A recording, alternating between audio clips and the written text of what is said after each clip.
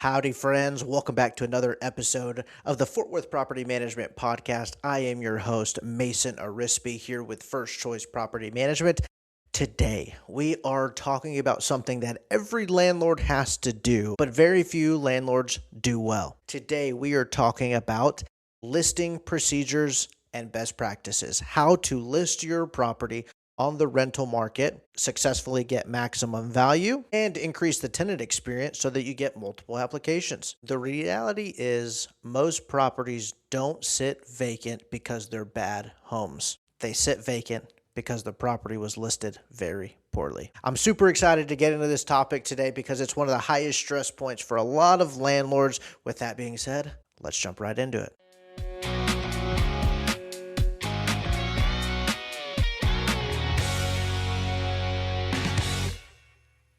All right, welcome back to episode 9 of the Fort Worth Property Management Podcast. I am Mason Arispe. I am the Operations and Business Development Manager here at First Choice Property Management. Today, we are discussing listing procedures, common practices. We're going to be talking curb appeal, odors, photos, showings, and of course, what not to do. The topic of today being listing procedures, I think is one that a lot of our listeners will get a bunch of value out of because leasing a property is one of the highest stress points for landlords. Majority of the time, the property is empty. It costs some money to get it ready to go, and you're super anxious about that person who's going to come along and rent that property, especially if this is your first time. So it's a very key point in the rental process. And this part is pretty much going to set up the success for what you have over the next year. So it's a very important topic that we're talking about today. Like mentioned before, most rental properties, they don't sit vacant because they're bad homes. They sit vacant because they were listed very poorly. And that can mean a multitude of different things. But we're going to talk about the vast majority of mistakes that we see throughout the listing process. The reason that this is so important is because when a property sits on the market longer than it should, it ends up costing you money in multiple different ways. You lose all that rental income that should be coming in if the house was occupied. You increase your vacancy costs because while it's empty, you still have to pay the mortgage, you still have to pay the mower to come by, and you still have to pay for the utilities so that the electricity and water is still on for showings. And so vacancy costs continue to increase. And then the longer it sits on the market, the only way that you can start to get activity again is by lowering the rent price. So it ends up costing you money over the long term anyway. So you can understand why financially this is one of the highest stress points for a landlord. We haven't even taken into account the physical necessities. So of course, if the house sits on the market a little bit longer, it ends up costing you money in a multitude of different ways, but it also ends up costing you time. The longer it sits on the market, the more you have to show the property, the more trips you have to make over there. It's been empty for a little bit, so you want to come and check on it to make sure that everything's okay, right? And so all of this starts to build and add up. One way to avoid that is by properly listing. So a proper listing process will determine how quickly your home rents, what type of tenant you attract, whether you achieve your target rent, or how smooth the overall leasing process will go. So today we're going to walk through a full listing process, kind of like a procedure that you can use that professional property managers follow. We're going to talk about preparing the property, like what condition it should be in, curb appeal, odors, photos, pricing, showings, and then the biggest mistakes that I've seen from landlords that we've ended up signing to do the listing for. A few years ago, you could just throw your house on Zillow for whatever price that you could do, and you'd end up finding a tenant. But that's not how it is anymore. Everybody and their mom has listed a property for rent, so now it's getting a little bit tougher. That's what this episode is going to be geared towards, to set you up for success so you don't sit on the rental market for months on end. Before we dive into that, we are going to hit a popular segment around here known as Behind Closed Doors. Behind Closed Doors is where we give you a quick look into what's happening here at First Choice Property Management and the Fort Worth rental market. At the moment, First Choice Property Management, we currently manage 530 homes. Not too huge of an uptick here over the last few weeks. It's kind of slowed down at the beginning of March compared to January and February's kind of big growth. Our goal is about 10 per month. We want to bring on 10 new homes to our management per month. Currently, at the moment, we have 20 properties listed on the market. I want to say that's maybe two higher than we had a few weeks ago on the last podcast. Still a solid number heading into spring. Springtime is typically the time to list a property on either the rental or the sales market with the anticipation of summertime coming around. Summertime is typically the busiest time of the year. Average days on market, we are sitting at 28 days on average to find a renter. This is pretty normal for February and March. Around summertime, it ends up getting closer to about 18 to 21 days. Somewhere around 3 weeks is what we're working towards for summertime. We are still below our goal of 35 days or less during Q1. That is our goal for the average days on market. Of course, it does depend on the price you list at, the condition of the house, and all of that. That's why this topic of today is so important, because we, even as a property management company, we have a goal for a certain days on market. We don't want these houses sitting for forever. So individual landlords should have that as well. The average rental price for a single family home in Fort Worth is still $2,050. So usually this number fluctuates a little bit. The reason I don't think it has is because more homes are hitting the market at a slightly higher rate right now.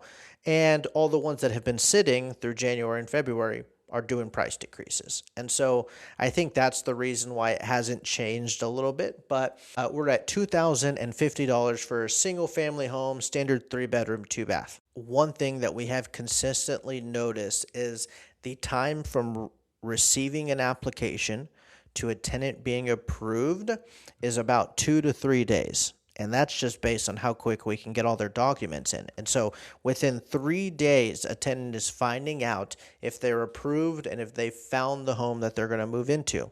That means the overall process from showing to signing a lease is about a week. That means you have about a week to capture that lead. I did quotations for audio listeners to capture that lead. Every tenant is a lead for the property, and you have about a week to capture them, screen them, and then sign a lease agreement. And so if other people are doing it in that time, self-managing landlords who have a full-time job Monday through Friday, you're missing out on a few people who are applying and securing their properties all within that week while you're at work and when you can't show the house. Or if you're not too well-versed in screening and it's taking you a little bit longer because you don't know what to ask for, it may end up costing you a tenant or two. Check out episode 3 of the podcast for a complete guide on tenant screening if you need to know what to ask and so you can be prepared for when that comes in. On the other hand, homes that were rushed onto the market at a higher rental price, maybe an owner requested a higher rental price than what was suggested, those homes are sitting a little bit longer. Just because if you're the highest house in the neighborhood, tenants can tell. Tenants know that your rental price is high, and so it takes us a little bit longer to get that price down to market rate. And so those sit a little bit higher, so even price is important when talking about listings. That is exactly what today's episode is about, how to avoid a situation where you're sitting on the market for months on end. So with that being said, let's jump right into it. To set the stage real quick for all the listeners, here's the scenario that's most common whenever we talk to landlords. So I'm going to use this example throughout this process. Imagine you and your family just purchased your second home. Y'all are going to move into that house and rent out the one that you had been living in. So you just moved into your new house. You're finally getting settled in there. You're ready to turn your previous property into a rental, okay? The first step in the listing procedure is preparing the property, getting the house ready to be on the market again, because just because you moved out of it doesn't mean that it's automatically ready to be put on the market. So first step is preparing the property. On the rental market, the home needs to be fully ready. It needs to be ready for somebody to live in within 1 week. Keep in mind, it takes about a week to show the property, get the application, screen the tenant, and then the tenant to sign a lease. So hypothetically, you need to imagine somebody's going to be moving into this house in a week to a week and a half. That's how ready this house needs to be. So what you cannot do is move out, sweep it up, take a few photos, throw it online, and expect to find the tenant. A tenant will judge a home extremely quickly, especially in today's market here in 2026, because there's so much inventory.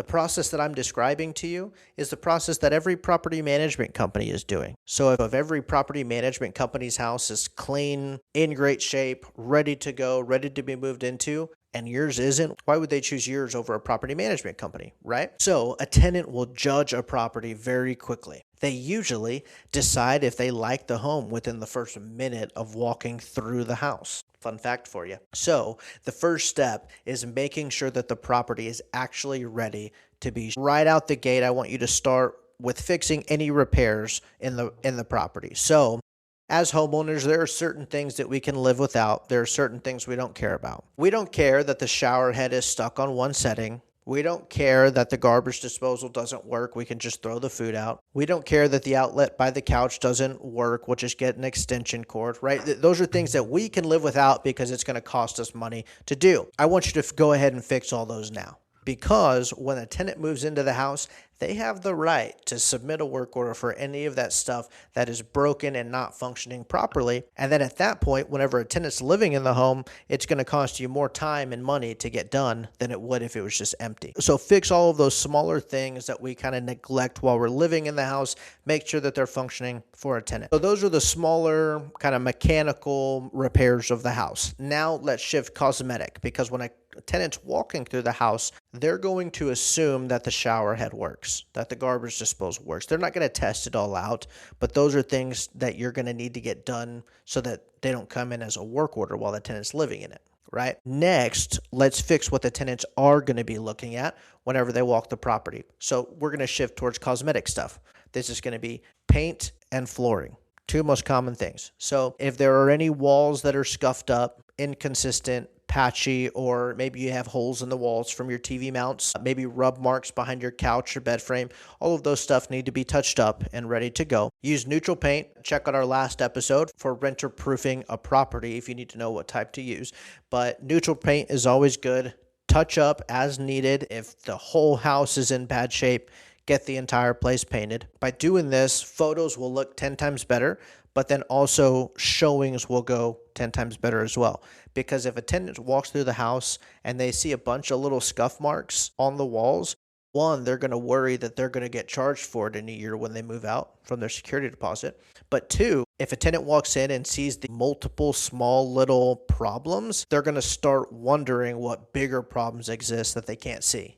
And that's what you don't want. So paint's a big one. Flooring also matters. Make sure that the carpet is in good shape. If it's the fluffier carpet, make sure it can kind of be revived, that it can fluff back up. If it's heavily stained or heavily worn down to where it doesn't fluff back up, it needs to be replaced. Either way, if you're keeping the carpet, no matter what condition it's in, it needs to be professionally cleaned. So call somebody to clean the carpets professionally. And then right at the very end, after all repairs are done, cosmetic repairs are done, the house is ready to go, order a professional property cleaning. Get the house cleaned by a professional, get an invoice from them, and then make sure that they do it with the intention of somebody moving into the property the next week. All of those items need to be done before the house hits the market, before it's ready for somebody to walk through. All of that needs to be done before a single tenant walks through the front door. You need to have all that done, okay? So prep the house for listing by doing all of those. One thing that I do want to highlight in the preparation portion as this whole separate section is curb appeal. If you've ever talked to a real estate professional, you've heard about curb appeal. Everybody knows what curb appeal is, but it is the number one thing that landlords underestimate. With rental properties, landlords typically think, oh, it's a rental. It's a rental. Just fix it up and get it on the market. We'll find a tenant. But like I told you, a tenant makes their decision whether or not they like a house very early on. It does not matter if this is a rental property to you or not. The person who's looking for a house, this is their next home. It's a very emotional decision for that renter. This is their next home. It's not their next rental property. It's not their next home that they're purchasing. It's their next home. And so it's very important that they enjoy that drive up and that they enjoy the walk up to the front door. Even that part is important. That's why location is such a big deal with rental properties. If you're driving to the house and already have an awful experience because you're in a bad neighborhood, it's hard to convince them to change that feeling with just the house, right? So that's a whole different story. But curb appeal is very important. In most cases, a tenant is already forming their opinions before they even get inside. I mean, I remember when Cameron and I were looking for our house, I can see her in my passenger seat. As we drive up to the house, I can see her peering out the window, looking at the house already, like as we drive up to the house. We haven't even gone in. And so a lot of times those opinions are formed before you even get out of the car. They're formed. So now I'm not asking you to do super expensive landscaping. I don't need anything. I don't need rose bushes planted and crepe myrtles installed. I don't need all of that. It needs to look sharp, clean, and maintained. Whatever you got is fine, but sharp, clean, and maintained. So let's start simple things. Mow the lawn and weed eat. Freshly mown lawn with the edges that are crisp. You know what I'm talking about? Oh, those are the best. Mow the lawn, weed eat. Make sure that that is done. And that is a simple thing that's probably not noticeable whenever it is done, but it's extremely noticeable when it's not done. Let me take a second on that. So if you mow the lawn and weed eat, majority of the tenants won't even think about it. Some will be impressed. Majority will just walk up to the door. That's a good thing. That is a good thing, because the opposite happens. They're driving up in their car, they park, and the lawn is overgrown and it's not weed eated and it looks bad. They notice. They notice in a negative way. And really, with a rental property, a showing is minimizing the amount of items that they walk through and see that they don't like. So mowing the lawn, that's one of them. Mow the lawn, weed eat. Any bushes that you have, trim them to where they look solid. Bushes in front of my rental property, and they were just trimmed in like little squares. They look clean, they're maintained for the tenant, and you establish kind of like the shape that you need with them. And then one of the top things that we have to do for homeowners is refreshing the flower beds or the landscape beds with some fresh mulch. So this is a hack from property management companies and good landlords, is that mulch is extremely inexpensive for landscaped areas. It is very low maintenance, and it still gives that sharp, fresh, crisp look to landscaping. And so that is a life hack right there. Scrape all the weeds and stuff out of what you have in the flower bed, lay some weed barrier, and then throw some red or black mulch right on top, and man, it'll do wonders for your curb appeal. And that's typically one of the first things that a tenant sees as they're walking to your front door. So play it out. If they drive up to the curb, the lawn looks good, the edges are crisp, they'll get out of their car, not see anything too negative right out the gate, walk up, won't see any weeds, they'll see trimmed bushes, a nice presentable house, some crisp, sharp-looking mulch that's in there that looks really good. So far, their showing has gone great, and you've started off the viewing on a positive note. So you're setting yourself up for way more success than you would have if none of that was done. If it was just a rental property, it doesn't matter. I'm willing to bet money a high-level, highly qualified tenant, 750 credit score, makes 3 times the rent, background is flawless. I'm willing to bet you money they care. I bet you money they care what condition that property's in. So curb appeal is a very big thing. So that is why curb appeal is so important to everybody in real estate, is because we truly understand that impression, the first impression, doesn't happen when they unlock the door and walk in. It happens while they're driving onto the street that your property's on. Okay, great. So curb appeal's been touched on. Getting the property ready has been touched on. Now let's imagine they unlock the front door and they walk into the house. Obviously, it's going to be extremely important that they like what they see when they walk in the house, but there's one more sense that they're using. They're using sight, but they're also using a second sense that they have to tell whether or not they like the property, and it's smell. Smell is one of the first things that can completely kill a showing. It can just kill it. You can have the nicest looking property on the entire street. It can look good visually, but if it smells bad, the showing's basically over. That's it. They'll entertain you for a few minutes. They'll walk out the front door, and then you won't hear from them again. An odor can kill a showing. The most common odors that we have problems with our homes are Pet odors, smoke, cigarettes, weed, sometimes vapes, not too often with vapes. Cooking odors, different cultures like different types of food, which is completely fine in your home, but the next tenant may not like that. And sometimes that smell can get absorbed into things like carpet and even paint, like on the walls. It's crazy. So, like, for example, I don't know if many of you know this, but I'm Hispanic, and Hispanics love their menudo. But menudo is a soup that's boiling and cooking for hours in the kitchen.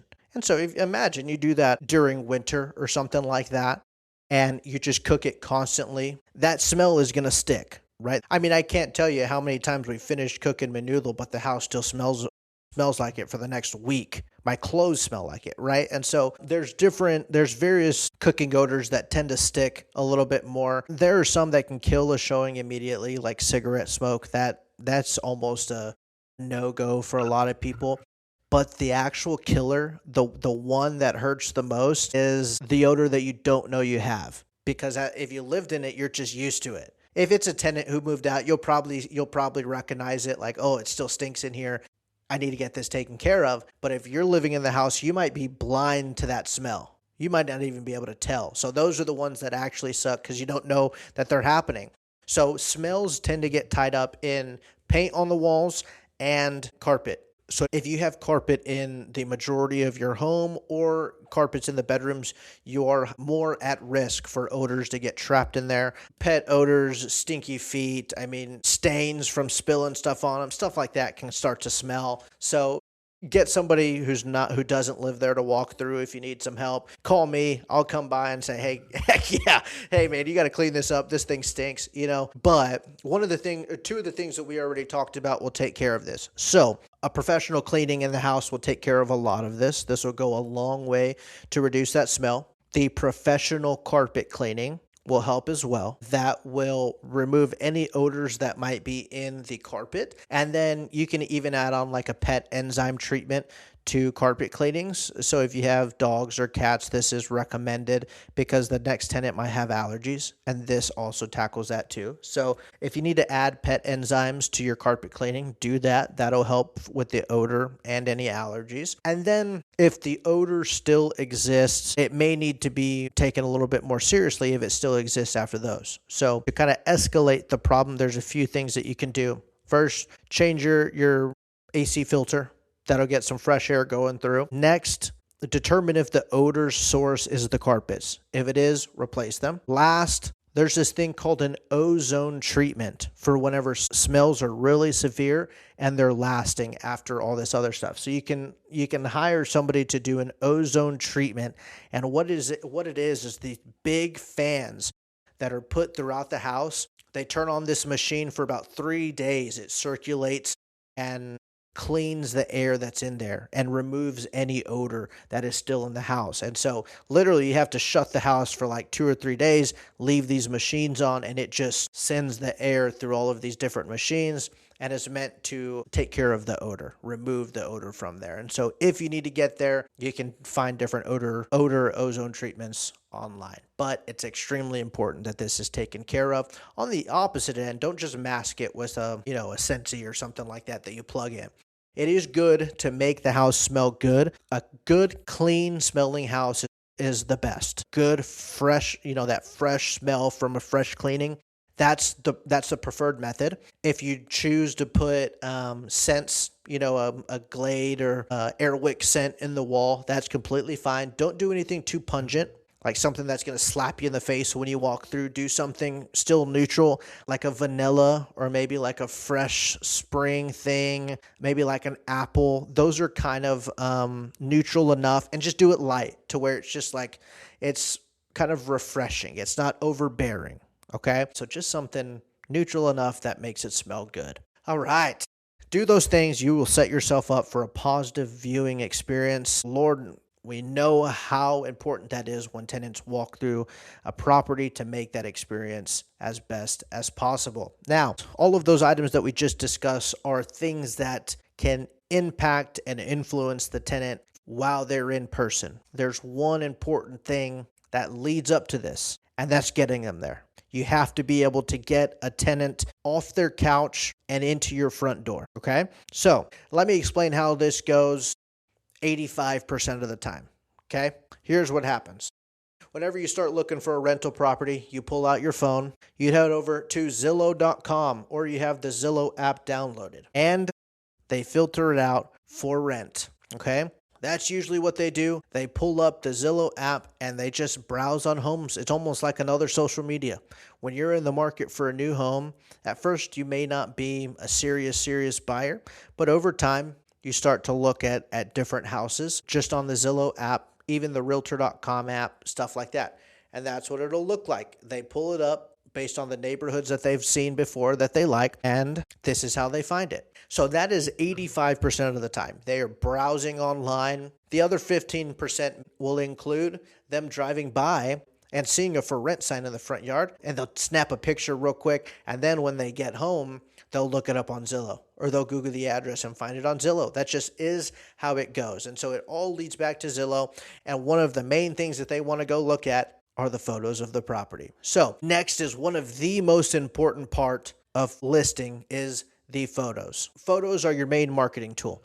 That is what is going to sell and pique their interests. That's what's going to get them to the next step of coming to see the house, right? So most tenants will see your property and the photos online before even scheduling a showing. If the photos are bad, most tenants will look at it and then completely disregard it. They'll say, oh no, those pictures, no, that doesn't look good. They'll go on to the next one. They'll look at another house and you're out of their minds. They're not clicking through. They're not reading the listing. They're not just going to come check it out and hope. If the pictures aren't good, they're moving on to the next house. That's just how people's brains function right now. So it's important that you take good quality photos. I'll give you a few tips here in a second. Use professional photos when necessary. If you're not good at taking photos, if you're not like photography minded, if you don't have a good quality phone, or if you don't know the right angles, hire a professional. It's $100 to $150, maybe at most, and you get a full set of photos of your property that you can use for years to come. I think it's worth it. Now, the only reason that I have reserves is because we don't use professional photography. We take photos in-house. However, we have a really nice phone for it. We train all the people who takes our photographs, and it gets the job done. When you list your house for sale, cell phone photos don't cut it. They don't. I'm being honest with you. When you list your house for sale, 99% of the time you want to use professional photography. When you rent your house, if you can take good quality photos on your phone, you can get away with it. So take that with a grain of salt. For my property, I hired a professional because I'm going to keep this house for 30 years. A set of photos cost me $125. Okay.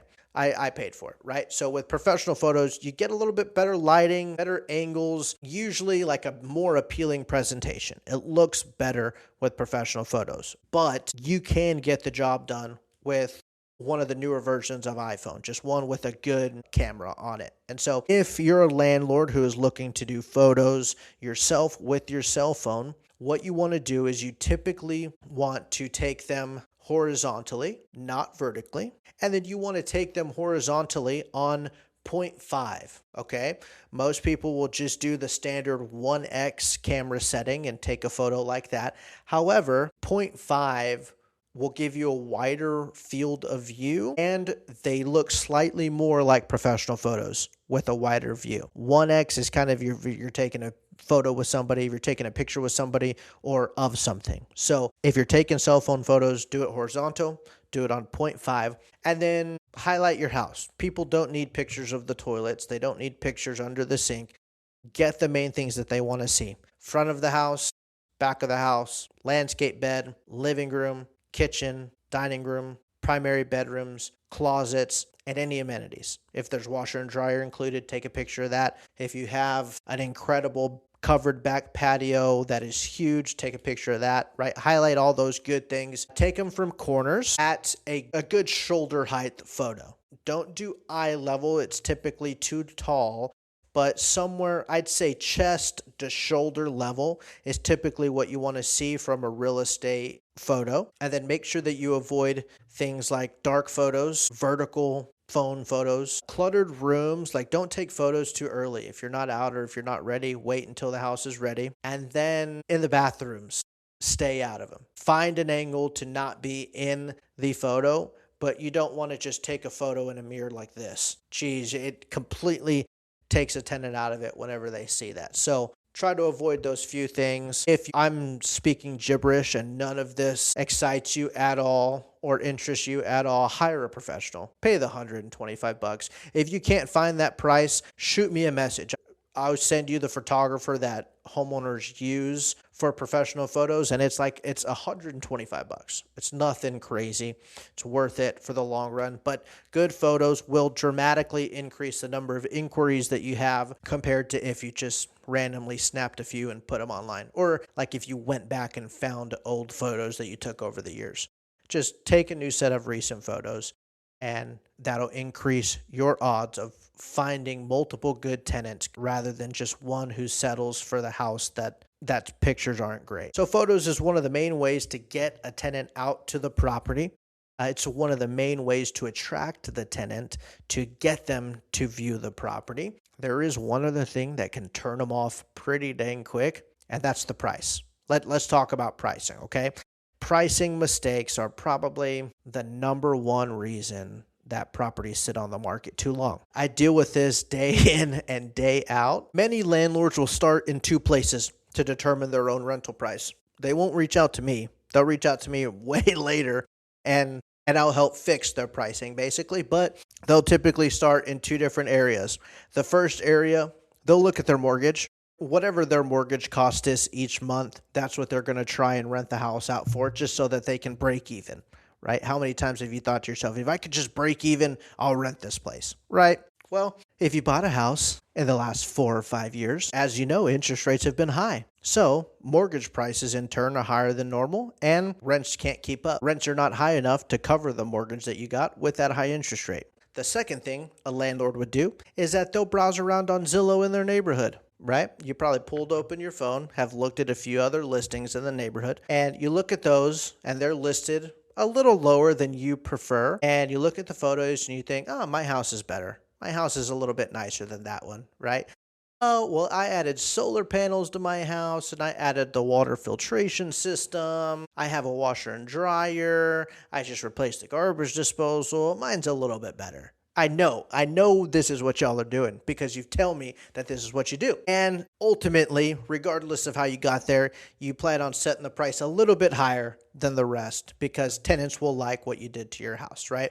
That's an emotional decision. That's what people think about their properties. And that's okay. But in turn, what happens is you list higher than everybody. You're going to sit a little bit longer because you're listing above market rate. Now, if you have amenities on the property that call for you listing above everybody, things like a gorgeous pool in the backyard, a larger than normal covered back patio with an exterior kitchen, an add-on that adds a bunch of square footage to your house, larger than anybody else in the neighborhood, or maybe even like a guest house in the back that can be used for an adult son or for parents, stuff like that. Those are all things that can add value to your property. So I'm not saying that you have to just go right in the middle of everybody in your neighborhood. There are amenities that can add to your value, but it's important to know what they are, right? So with these approaches that homeowners do, unfortunately, rents are not always covering mortgages. So that can skew what you think you can rent your house for by a few $100s.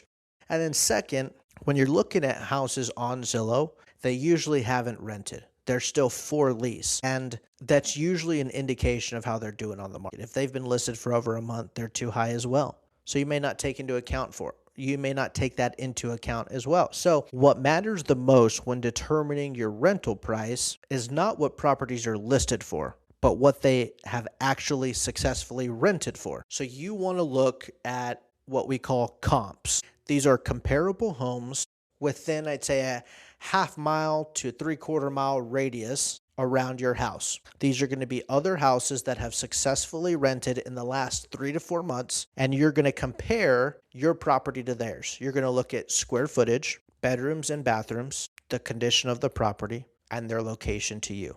You're going to try and match those things up, And then you're going to find the houses that are the most similar to yours, and that will give you your market rate. That will give you actual hard data on what tenants are paying for a property like yours in your neighborhood. One of the biggest mistakes that landlords make is overpricing their house and just assuming that they can just lower until they find somebody. Once a house sits on the market for over 30 days, it just becomes stale. It just sits there, and then tenants start wondering what's wrong with it. The pictures look good. Why isn't it renting? And then after that, the only way to get the engagement, to get the attention of all the tenants who overlooked it because of the price is by lowering it and getting another notification on their phone. Zillow will send them a notification. Realtor will say, hey, this property at 123 Main Street just lowered their price by $50. And then they click on it again and look at what their rent price is. But what does that mean? That means you have to lower and lower and lower until you get somebody who's like, okay, well, I guess this house is low enough to where I feel like I'm getting a deal, even though it's been sitting for months. So there's probably something wrong. You don't want that. That is not what you want. If you price correctly on day one, you get a bunch of activity, a bunch of attention right out the gate with the new listing notification. And then you have multiple people attracted to your house. So you have your pick from multiple applications. That is what you want. You don't want to chase the market down later and then have somebody settle for your property. That is not what you want at all. So pricing is extremely important. Here at First Choice, we are happy to run comps for any landlord who needs it, especially if that means help get a house that you have on the market occupied quicker. We are more than happy. Shoot me a message or send me an email, and I'm happy to run comps for your property or at least guide you on how to do it. My email is mason@firstchoicepm.com. So mason@1stchoicepm.com. Feel free to shoot me an email and I am more than happy to run comps for you. Great. That's awesome, guys. So all of those items are very important to do when listing your property. That's why property management is an entire industry, because it is not just as simple as taking a photo and listing it on Zillow and you find a tenant instantly. That's just not how it works. And so it is very important that all of that is done so that you set yourself up for success and find that tenant quickly so it doesn't cost you a lot of money. We're going to cover two more things before we have to say goodbye. To wrap that all up, there's a few things that I think you as the landlord need to be attentive to that also will lead to your success. And so I want to talk about showings and the overall tenant experience as well, because it can go deeper than just the property itself. Once inquiries start coming in, it's very important to know that as the landlord, during this stage, you also are a salesman. Okay? You're selling that experience to them and you're convincing them to choose your house over any of the other houses in the area. So it's important that you're also a salesman and a customer service rep during the inquiries and the showing section. So once inquiries come in, it's very important that you convert them into showings. I know you know how this works, but we live in a society that is so instant gratification. Everybody's expecting instant gratification, so you need to be on your toes. If these inquiries come in, they're usually wanting to schedule a viewing within the next 72 hours. So you need to be quick on your feet to make sure that that happens, because you want to get people through the door. So it's extremely important that you respond quickly to inquiries, and then you have the flexibility to be able to get to the property and get them through the door. What tenants will typically do is they'll usually contact multiple listings at once, and the first landlord to reply, usually they end up going to that house first, right? And then if they're looking at another property down the street and they didn't like it, they may see the sign, call and say, hey, can I see this house? I mean, anything can happen with these viewings, but once you have the house ready to go and it's in incredible shape, the priority is getting people through the door to see it, right? So you want to be able to be quick on your feet, be flexible, get to the property and show the home to as many tenants as you can. It's important that you make scheduling easy. So make your phone number very accessible. Make sure that they can coordinate via text if they want to. And then if they're by themselves, you have to be flexible enough to their schedule to where it's easy for them to show up. And if they're with a realtor, give the realtor easy access to show the property for you. A lot of property management companies use self-showing technology, and the others will do appointments. And so self-showing technology gives easiest access to tenants so they can view it at any time. And then those who have listing agents, they schedule appointments with the tenant so that they can get as many feet through the door as they want. The key, though, is flexibility.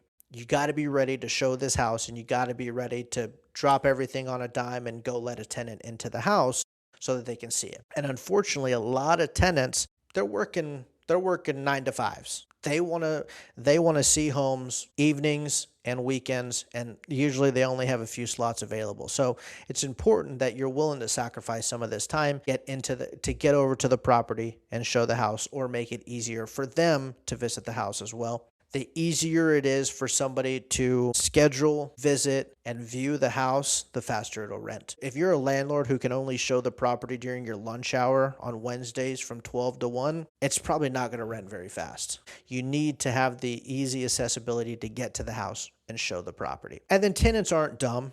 They know you're the landlord. They know that they are going to be interacting with you for at least the next 12 months. So not only are you a salesman, but you're also a customer service rep. You need to give them that good experience while also letting them know that you are here as their landlord to enforce the lease.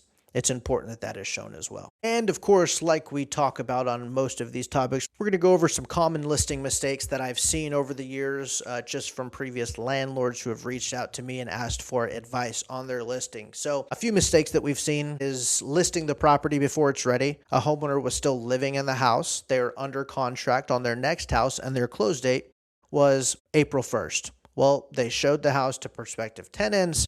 They found one who liked it. They signed a lease for April 2nd, and then their closing date got pushed back a week, and they ran into a huge problem because they signed a lease to the tenant for April 2nd. And so listing the property before it's ready is a huge mistake that you can make. Wait until the house is ready for a tenant to move into. Using poor quality photos is another one. I mean, that is a big deal killer for a lot of rental properties. Snapping photos. You got to think, we've all obviously purchased a house before. We've all looked on Zillow at how houses look. And so think about it. Those listings that are just gorgeous, that look so good, that are edited perfectly, they looked great and we love them. And then the ones that are kind of done with the lights off, you can see the guy in the restroom mirror, nobody likes those. Or that are kind of tilted and you're kind of having to turn your phone or your head to figure out which way is up. Nobody likes those. So poor quality photos is up there on one of the highest mistakes that you can make. And so use good quality photos, attract good quality tenants, and give yourself options when it comes to applicants to choose. I can harp on this all day. Overpricing the home. That is going to be a deal killer. You will sit on the market for months. And real quick to think about it, if you overprice your home, if you say, you know what, I'm just going to list my house $100 higher and hope for that.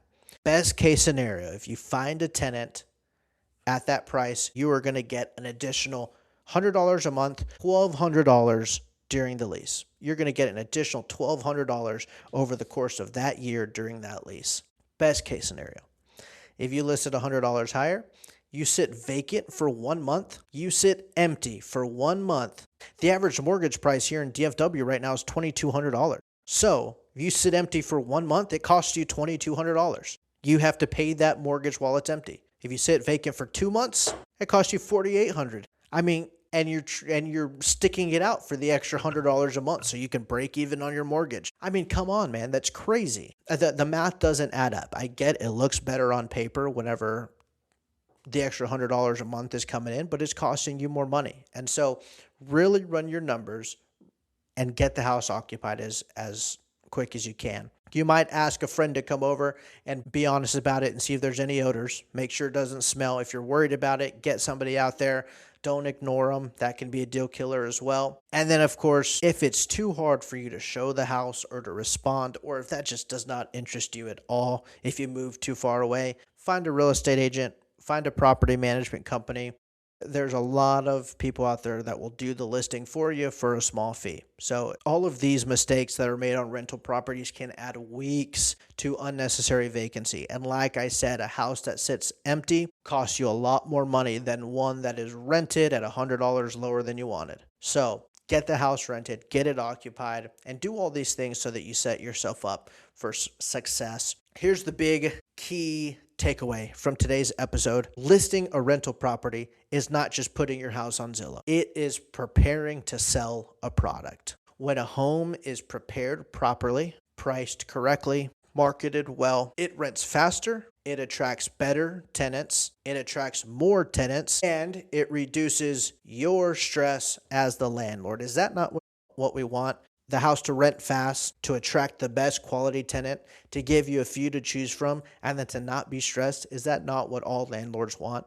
Then you have to do this stuff to set yourself up for that. First Choice Property Management and the majority of property managers in the area follow this same procedure.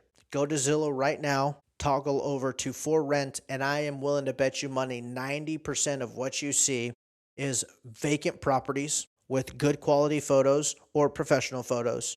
And it says available for move-in as soon as possible because they followed this same exact procedure. And I'm giving it to you for free. And all I'm asking is to follow the show, to shoot me an email. That's all I'm asking. So you get this for free. If you ever want help evaluating whether your rental property is ready to list or not, feel free to reach out to all of us here at First Choice Property Management. Our website is fortworthpropertymanagement.com. Like I mentioned, my email is mason@firstchoicepm.com. And then we also do offer a leasing only service where First Choice Property Management will take care of everything from the photos to the marketing, to the showings, to the screening, and then to the lease. All of that is taken care of for you. And then you are the landlord for the duration of the lease. And so if that's something that you're interested in, please do not hesitate to reach out to all of us here at First Choice. Thank you so much to all of our listeners for coming back week after week and taking some time to listen to the Fort Worth Property Management Podcast. This is episode 9. Next week's a big one, episode 10. That is big. Super excited for all of those who continue to stick with us week over week. Make sure that you like this podcast, subscribe so that you're notified whenever we release a new episode, and then leave a comment. Let me know if there are any specific topics that you want to hear. I am your host, Mason Arispe. Thank you so much for tuning in, and we will see you next episode.